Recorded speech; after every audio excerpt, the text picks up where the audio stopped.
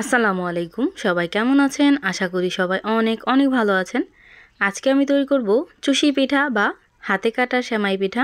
কিভাবে এই সেমাই পিঠা তৈরি করলে একটা পিঠাও ভেঙে যাবে না আর খেতে হবে অসম্ভব মজা, সেই ভিডিওটাই আজকে আপনাদের সাথে শেয়ার করব।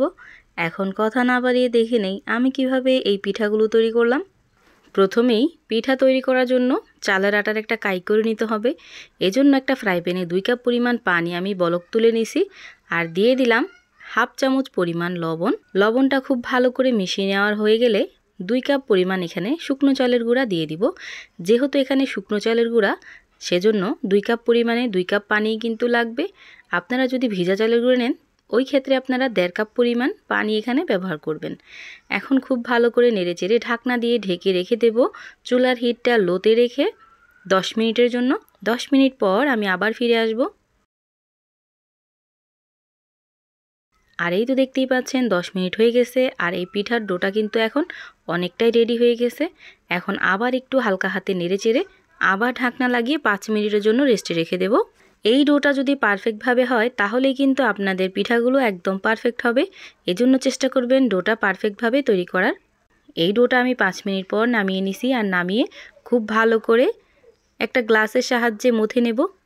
যেহেতু গরম আছে এই জন্য একটা গ্লাসের সাহায্যে প্রথম অবস্থায় মথে নিতে হয়। তারপর যখন হালকা ঠান্ডা হয়ে যাবে ওই পর্যায়ে এসে আপনারা হাত দিয়ে খুব ভালো করে এই ডোটাকে মথে নেবেন। যদি দেখেন ডোটা শক্ত হয়ে আছে, ওই ক্ষেত্রে আপনারা হাতে একটু হালকা গরম পানি নিয়ে তারপর এই ডোটাকে তৈরি করে নেবেন। আর এই তো দেখতেই পাচ্ছেন ডোটা কিন্তু একদম পারফেক্টভাবে আমি মথে নিছি। এখন আমি এই ডোটাকে একটা ঢাকনার সাহায্যে ঢেকে রেখে দেব। ভালো করে মথে রাখা আটার ডো থেকে সামান্য পরিমাণ ডো নিয়ে হাত দিয়ে এইভাবে লম্বা লম্বা করে দিবেন। এই লেচিটা যতটা চিকন হবে আপনার সেমাইগুলোও কিন্তু ততটাই চিকন হবে আর ততটাই পারফেক্ট হবে। এই তো দেখতেই পাচ্ছেন আমি কিন্তু চিকন চিকন করে এই লেচিগুলো কেটে নিতেছি। এভাবে আমি অনেকগুলোই তৈরি করে নেব।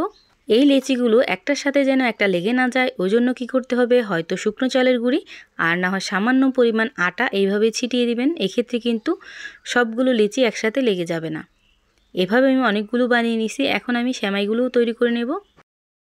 চুষি পিঠা তৈরি করার ক্ষেত্রে প্রথমে একটা লিচি আমি এখানে নিয়ে নিলাম আর এই লিচিটা নিয়ে হাত দিয়ে এইভাবে আলতো আলতো করে বানিয়ে নিব। প্রথমত আপনাদের দেখানোর সুবিধার্থে আমি অল্প অল্প করে বানিয়ে দেখাচ্ছি। প্রথমে সামান্য একটু নিয়ে হাত দিয়ে এইভাবে একটু ডলা দিলেই কিন্তু চুষি পিঠাগুলো একদম পারফেক্টভাবে হয়ে যায়। যারা একেবারে নতুন তারা এইভাবে একবার হলেও ট্রাই করে দেখতে পারেন। এভাবে বানাতে বানাতে হাত কিন্তু এমনিতেই অনেকটাই চালু হয়ে যাবে। এভাবে আমি সবগুলো পিঠাই তৈরি করে নেব।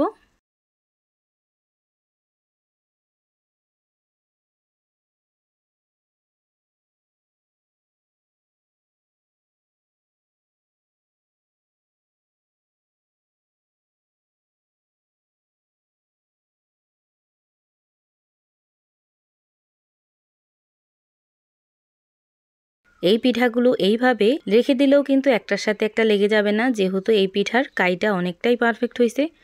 অনেক সময় দেখা যায় পিঠা তৈরি করার পর একসাথে রাখার পর দলা পাকিয়ে যায়। এভাবে পিঠা তৈরি করলে একটার সাথে একটা কিন্তু কোনোভাবেই লেগে যাবে না। এভাবে আমি সবগুলো পিঠা তৈরি করে নিছি। এখন আমি এই পিঠাগুলো রান্না করে নেব। এখন আমি একটা ফ্রাই প্যানে দিয়ে দিব 2 কাপ পরিমাণ পানি।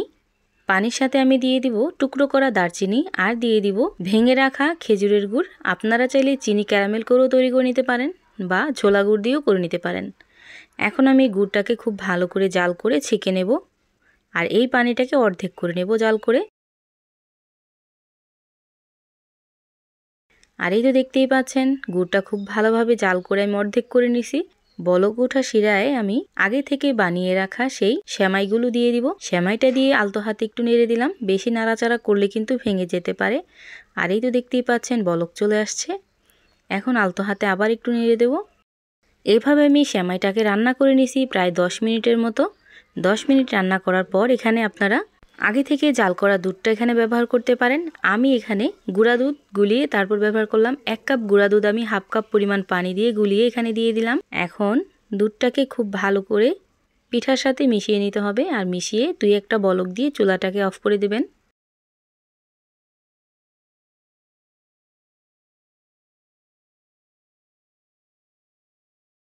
এখন সব কিছু একসাথে মিশিয়ে নিলেই কিন্তু এই সেমাইটা তৈরি হয়ে যাবে। এই তো তৈরি হয়ে গেল সেমাই পিঠা বা চুষি পিঠা। বানানো একদম সহজ আর খেতে হয় অসম্ভব মজা। বাসায় অবশ্যই একদিন ট্রাই করবেন, ইনশাল্লাহ আপনাদের কাছেও খুবই ভালো লাগবে। সবাই ভালো থাকবেন, সুস্থ থাকবেন। আল্লাহ হাফিজ।